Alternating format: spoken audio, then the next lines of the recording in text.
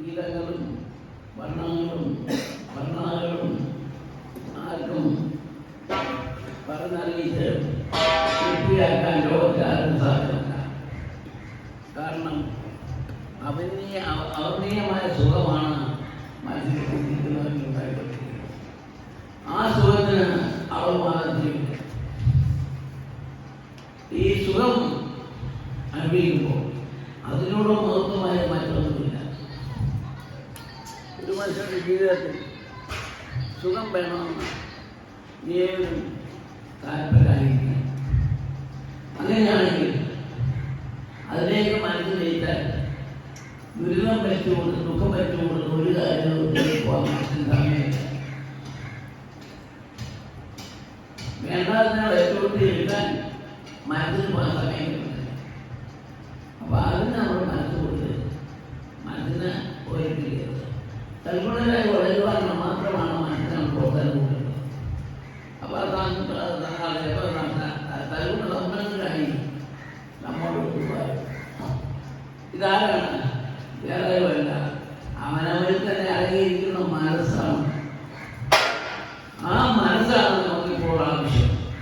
ഏതൊരു കാര്യത്തിന് എന്ന് പറഞ്ഞപ്പോൾ എല്ലാത്തിനും ഉപയോഗിക്കാൻ കൊള്ളാൻ മനസ്സില്ലേ. പക്ഷെ അങ്ങനെ കാര്യങ്ങളില്ലേ, നമുക്ക് ആവശ്യമെന്ന് കാണുന്ന കാര്യങ്ങൾക്ക് മാത്രം നേതൃത്വം നയിച്ചു കൊടുക്കണം. എങ്കിൽ മാത്രമേ അത് കാര്യം സാധിക്കുള്ളൂ. അത് നമ്മിലേക്കായി നന്നായി നൽകുമ്പോൾ അവിടെ ഉണ്ടാകുന്ന പരമാനന്ദമാകുന്ന സുഖം നമ്മെ കാത്തു നിൽക്കും. അപ്പം മനസ്സ് നമ്മെ കാത്തു നിൽക്കും സുഖത്തിന് അനുസരിക്കാൻ.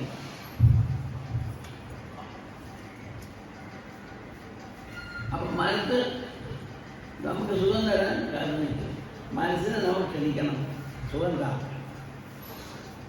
അപ്പോൾ ഈ രണ്ട് ജോലി മനസ്സിനെ തരാൻ സാധിക്കും. നമ്മൾ ആ മനുഷ്യനിലേക്ക് മനസ്സ് കൊടുക്കണം. മനസ്സ് ഉറങ്ങുകയും മയങ്ങുകയും ചെയ്യാൻ പാടില്ല. എങ്കിൽ മാത്രമേ ഇതിലേക്ക് പ്രോത്സാഹനം ഉണ്ടാകും. അതിനാണ് പറയുന്നത് മനസ്സാക്ഷിയാണ് മകൾ ജീവൻ. എപ്പോഴും ഉയരത്തിലായിരിക്കുന്നത് അവനവൻ്റെ മനസ്സിൽ ഉയരുന്നുണ്ടോ? മനസ്സാക്ഷിയാണ് മകൾ ജീവൻ. എപ്പോഴും ഉയർന്നിരിക്കുന്നത് വേറെ ഏതെങ്കിലും ഉയരത്തിൽ കാണാൻ സൂര്യൻ തന്നെ അത് മനസ്സിനോടും താഴെയാണോ മുകളിലാണെന്ന് ഞാൻ അറിയാം. ഈ കാണുന്നതിനെല്ലാം ഉയരാണ് മനുഷ്യൻ്റെ മനസ്സ്. അത് ഏതൊരു സ്ഥലത്തും നിമിഷ നേരം കൊണ്ട് നിമിഷ നേരം കൊണ്ട് പോയി വരാനുള്ള യോഗ്യതയുണ്ട്, കഴിവുണ്ട് ഒരു മനുഷ്യൻ്റെ മനസ്സിന്. അതിൻ്റെ കണക്ക് അതിൻ്റെ വേറെ ആരെങ്കിലും എടുത്തിട്ടുണ്ടോ? സകലത്തേക്ക് കണക്ക് പേരെല്ലാം മനുഷ്യൻ ലോകത്തിൽ വിവരങ്ങളെല്ലാം കണ്ടുപിടിക്കുന്നില്ല. എന്നാൽ അവരോട് നമ്മൾ ചോദിക്കുന്നു, ഒരു മനസ്സിൻ്റെ വേദ എത്ര കിലോമീറ്റർ ഉണ്ടെന്ന് ആരെങ്കിലും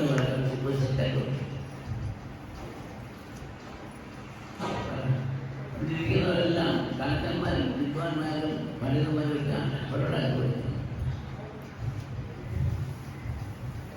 ഒരു മനസ്സിൻ്റെ വേദ പ്രകാശത്തിൻ്റെ വേദ മാത്രമാണ്.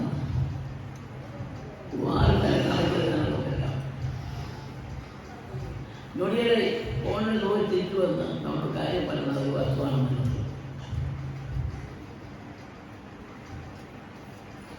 പ്രധാനം പറയുകയും ചെയ്യാം.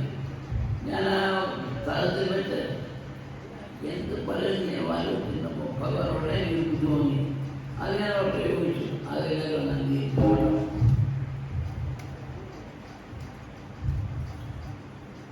ഭഗവാനെ ചിന്തിച്ചപ്പോൾ കിട്ടിയ മനസ്സാണ്. അത് വേഗം പ്രയോഗിച്ചു. അത് മനസ്സിൽ ചിന്തിക്കുന്ന കാര്യങ്ങളാണ് അവിടെ പ്രയോഗം. പെട്രോളില്ലാത്ത വണ്ടി ഞങ്ങൾ പോകുന്നവരല്ലേ മനസ്സിലാ ചിന്തിക്കും. മനസ്സാണിച്ചു സ്വർഗം സ്വർഗത്തിൽ ദൈവവാച. മനസ്സാണിച്ചു സ്വർഗം സ്വർഗ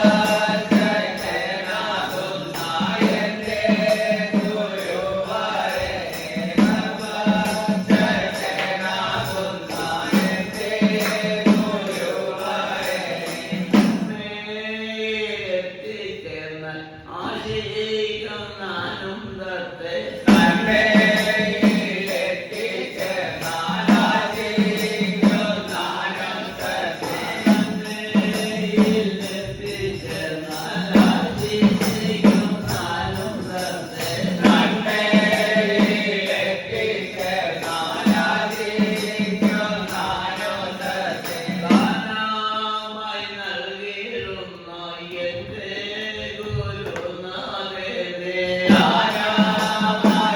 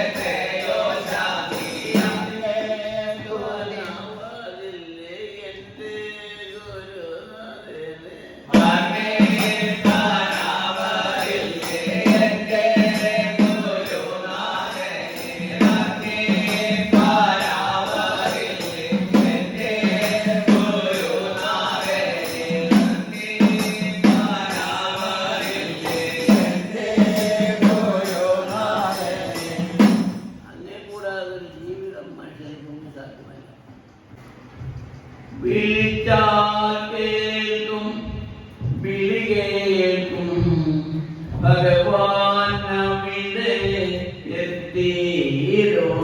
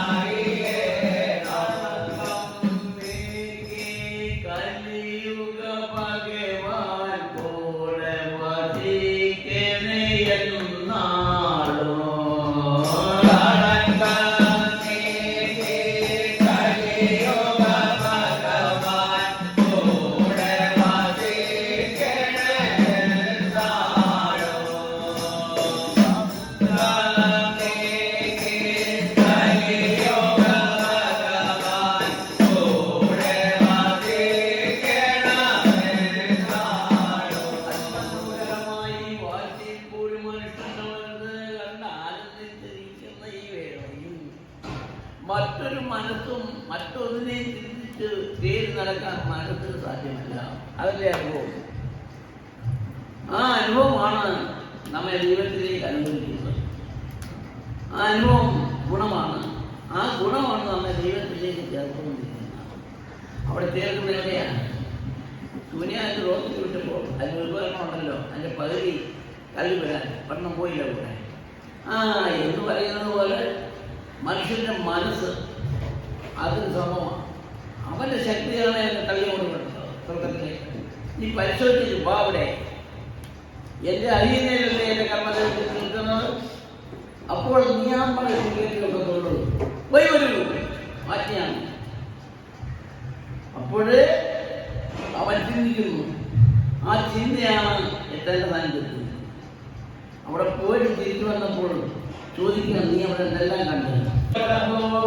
രാജ്യം മറ്റൊരു രാജ്യവുമില്ല.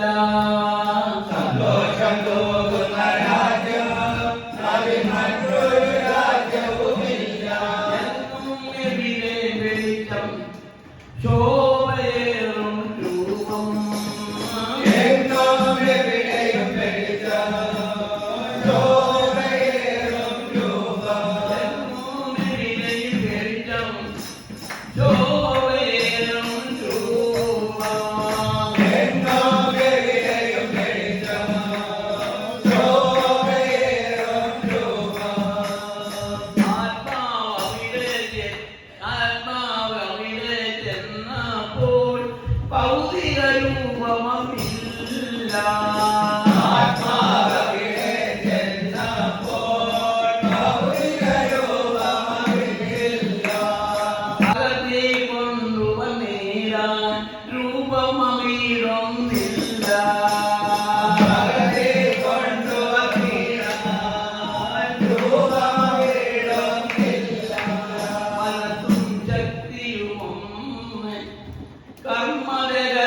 കർമ്മരകത്തിലടങ്ങി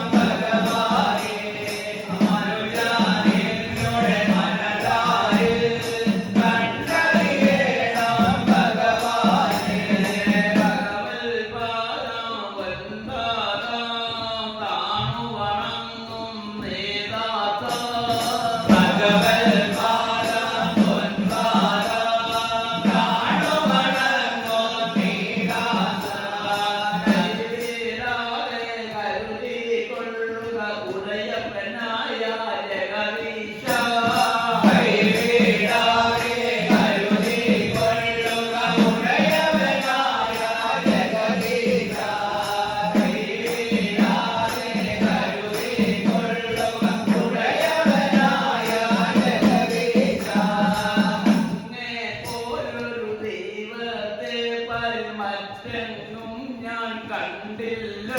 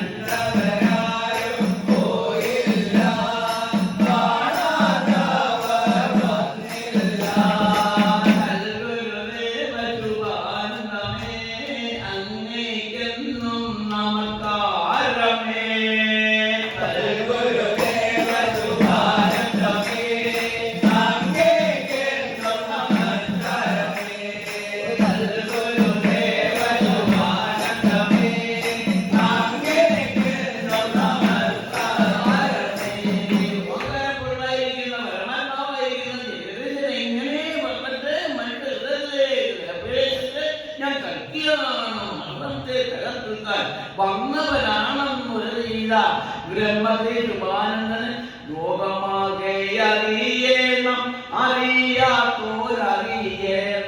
ലോകമാകെ അറിയണം, അറിയാത്തോരറിയണം. ലോകമാകെ അറിയണം, അറിയാത്തോരറിയണം. ലോകമാകെ അറിയണം, അറിയാത്തോരറിയണം.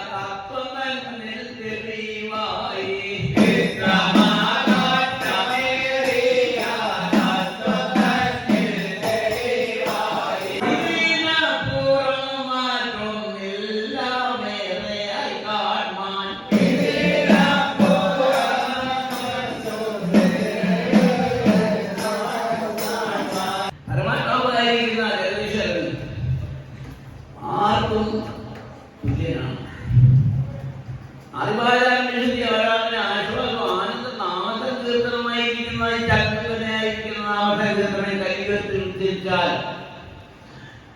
ഏത് രോഗങ്ങളും അനർത്ഥ ദോഷങ്ങളും മായാബന്ധങ്ങളും കട്ടുവട്ടങ്ങളുമെല്ലാം അത് പ്രകാശമാകുന്നതായി വെളിച്ചം ജ്ഞാനായുധമാണ്. കൊല്ലം ആലയത്തിരുന്നതല്ല, തന്നിൽ ഉദിക്കുന്നതായ ജ്ഞാനായുധം. അതാണ് കരിയിൽ താൻ വീശി കളിക്കുന്നത്, അധർമ്മത്തെ ഒതുക്കുന്നത്, സൽക്കർമ്മത്തെ നിലനിർത്തുന്നത്, പരിശുദ്ധരാക്കി തീർക്കുന്നത്. ഇതെല്ലാം തന്നെ ശക്തമാകുന്ന ജ്ഞാനമാകുന്ന വാളാലാണ് നേരെയാക്കുന്നത്. ആയതിനാൽ നാം എല്ലാം ശിവാനന്ദ നാമത്തിൽ ഭക്തിപൂർവം മറ്റൊരു ചിന്തയിലേക്കും മനസ്സ് പോകാതെ തന്നെ കണ്ടാകാനുള്ള സൗഭാഗ്യം സിദ്ധിക്കുമാറാകണേ എന്ന് പ്രാർത്ഥിച്ച് നമുക്ക് ഈ ഇന്നത്തെ ആരാധന സമർപ്പിക്കാം. സർവോന്നതനായിരിക്കുന്ന മഹാശക്തി തുടർന്ന് ഇതുപോലെ ഞാനെന്ന് പ്രകാശിച്ച് ആത്മരോഗത്തിന്റെ ദുഃഖങ്ങളും പ്രയാസങ്ങളുമെല്ലാം ഒരേ നിലയിൽ നിന്നുകൊണ്ട് പ്രവർത്തിച്ച് മാറ്റുവാൻ സർവേശ്വരൻ